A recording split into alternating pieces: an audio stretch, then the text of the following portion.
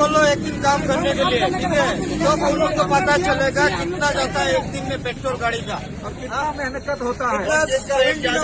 करेगा तो अभी 1000 रुपये नहीं होगा, सब करके तो 1000 रुपये करेगा तो आपको 500 रुपये भी नहीं बचेगा, 500 रुपये भी नहीं बचेगा।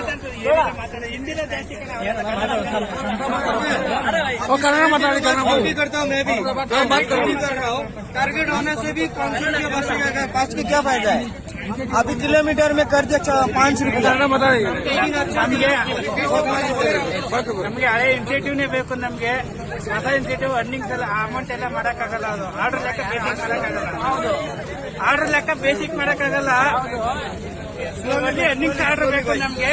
ಹಳೆ ಐಡಿನೇ ಬೇಕು ನಮ್ಗೆ, ಹೊಸ ಐಡಿ ಬೇಡ. ನಮ್ಗೆ ಆಗಲ್ಲ, ವರ್ಕೌಟ್ ಆಗಲ್ಲ ನಮ್ಗೆ. ನಮ್ಗೆ 125 के ಬೇಕು. 125 वाला आईडी हम लोग को जो आईडी था वो चाहिए हम लोग।